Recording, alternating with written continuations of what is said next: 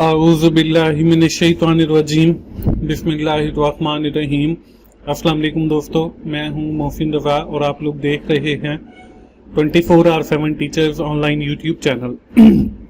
दोस्तों, क्लास चल रही है हमारी प्रिंसिपल ऑफ मैनेजमेंट की और आज उस सीरीज का 13वां लेक्चर है। दोस्तों, आज की क्लास शुरू करने से पहले, जैसे आपको पता है कि हम हर क्लास शुरू करने से पहले अपनी एक्टिविटी को देखते हैं, तो यहाँ पे हमारी क्लास 12 की जो एक्टिविटी है वो आपको स्क्रीन पे नजर आ रही है, जिसका पहला क्वेश्चन था Robert is a marketer for a global consumer product company.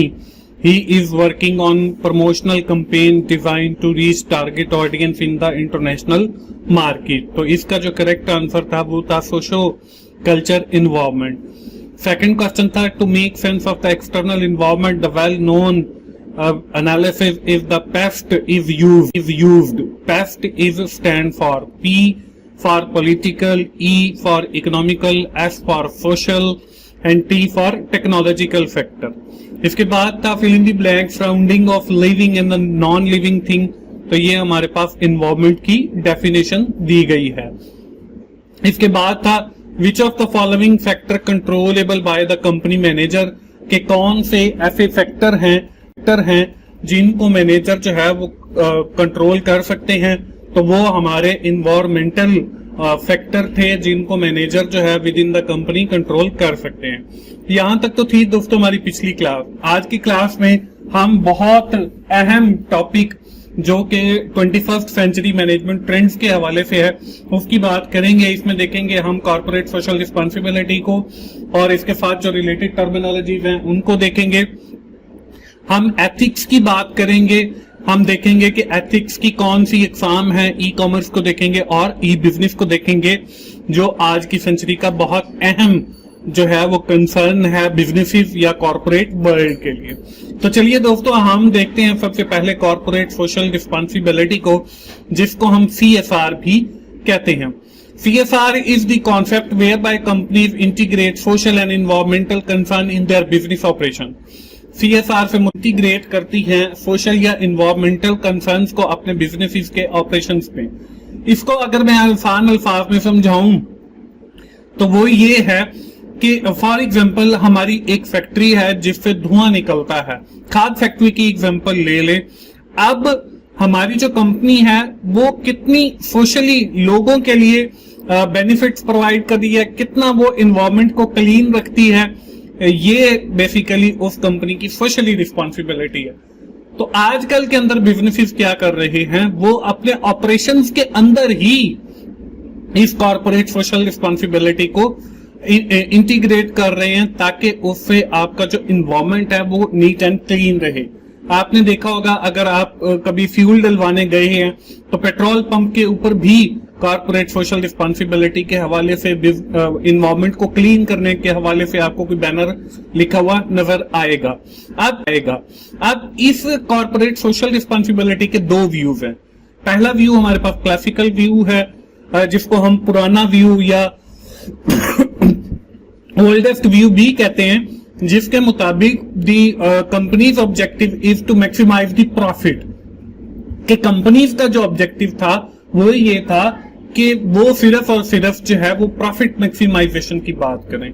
आजकल का जो सोशो इकोनॉमिक कल्चर है, अगर हम इसकी बात करें तो company will not focusing only the profit maximisation but they also include protecting and improving the society welfare as well.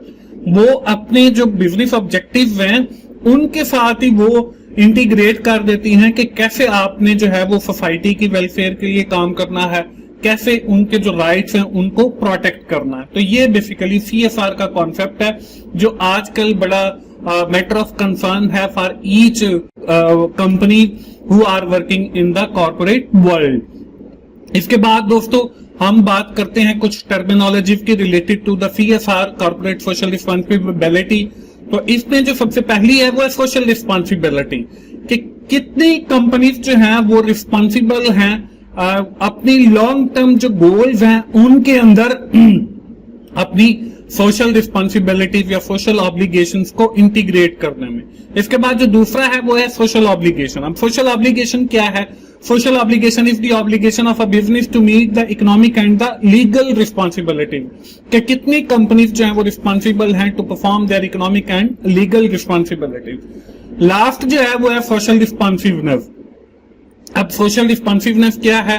Social responsiveness is the capacity of a firm to adopt the changes in the societal condition, कि हमारी societal conditions के अंदर जो changes आती हैं कितनी जल्दी जो है वो कंपनीज उसकी आती हैं, कितनी जल्दी जो है वो कंपनीज उसको अडॉप्ट करती हैं और उसके बरअक्स जो है उसको रिस्पॉन्स करती हैं। तो ये बेसिकली सोशल रिस्पॉन्सिवनेस है। इसके बाद हमारे पास आज की क्लास का जो दूसरा टॉपिक था वो था बिजनेस एथिक्स। बिजनेस एथिक्स या मैनेजरियल एथिक्स भी हम इन्हें कहते हैं। Ethics refers to the rules and principle that define the right and wrong conduct. कुछ ऐसे प्रिंसिपल जो आपको ये बता सकें कि ये आपका जो कंडक्ट है वो ठीक है या गलत है, इनको हम मैनेजरियल एथिक्स कहते हैं। इसकी हमारे पास मुख्तलिफ अक़साम है। पहली जो है वो है यूटिलिटेरियन एथिक्स। अब इसके मुताबिक यूटिलिटेरियन के कितना लोगों को आप फायदा पहुंचा रहे हैं। The utilitarian view of ethics states the ethical decision are made solely on the basis of their outcome or consequences, कि कितना लोगों को फायदा होगा। हम देखते हैं इससे लोगों को फायदा होगा या इससे लोगों को नुकसान होगा, तो on the basis of make the decision of the our business, फिर हम उस बिजनेस के जो है वो फैसले करते हैं। इसके बाद सेकंड जो है वो राइट व्यू ऑफ एथिक्स है। राइट्स व्यू ऑफ एथिक्स से मुराद ये है कितना आप लोगों को राइट्स देते हैं। अब हमारे पास मल्टीपल राइट्स हैं, राइट्स ऑफ फ्रीडम है, राइट्स ऑफ एसोसिएशन है, राइट टू स्पीच है, right to spend a life है, राइट टू ज्वाइन है, कि कितना हम लोगों को जो है या लोगों के राइट्स को प्रोटेक्ट करते हैं कि वो आजादी के साथ रह सकें, आजादी के साथ अपनी जिंदगी गुजार सकें, आजादी के साथ बोल सकें, आजादी के साथ एफिलिएशन किसी पार्टी के साथ कर सकें। इसके बाद थर्ड नंबर पे जो है वो जस्टिस व्यू ऑफ एथिक्स, कि कितना आप लोगों को इंसाफ देते हैं, कितना फेयरली जो है वो चलते हैं, कितना इम्पार्शली हैं। तो ये हमारा जस्टिस व्यू ऑफ एथिक्स है। इसके बाद जो आखिरी है वो इंटीग्रेटिव व्यू है। Integrative view of social contact theory propose that ethical decision should be based on the empirical, कि हम जो भी फैसले करें वो हमारे लॉजिकल होने चाहिए, वो फैक्ट्स पे बेस करने चाहिए, वो रैशनल होने चाहिए। तो ये हमारे पास एथिक्स की मुख्तलिफ टाइप्स हैं।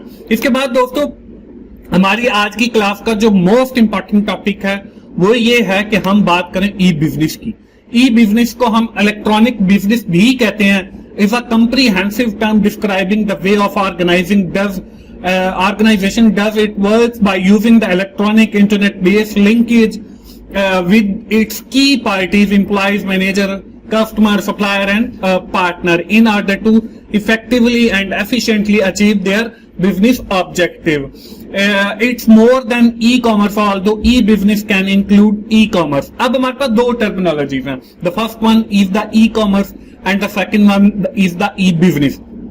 ई-बिजनेस से मुराद आपकी सारी जो चीजें हैं वो इंटरनेट के थ्रू कनेक्ट हैं और अपनी जो कंपनी के ऑब्जेक्टिव हैं उनको अचीव करने की कोशिश कर रहे हैं। E commerce is the part of the E business. E commerce जो है वो ई बिजनेस का पार्ट है।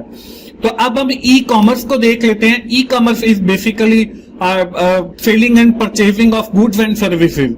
अब ई जो बिजनेस है it's include all the activities, not for the selling and purchasing only, it's include all the employees information, it include the salary information, it includes the आपका inventory, आपकी वो जो परचेजिंग ऑर्डर है वो भी इंक्लूड होता है, आपकी बाकी सारी जितनी भी बिजनेस की एक्टिविटीज हैं वो उसके अंदर इंक्लूड होती हैं। लेकिन जो ई कॉमर्स है इट्स बेसिकली जो है वो आपका सेलिंग और परचेजिंग के हवाले से है। यहाँ पे आपको एक एग्जांपल भी दी गई है। Firm such as Dell computer, Veracity books, text book and PC flower and gift flower, ये सारे जितने भी हैं वो आपका ई कॉमर्स का बिजनेस कर रहे हैं, मीन्स टू से परचेज का बिजनेस कर रहे हैं।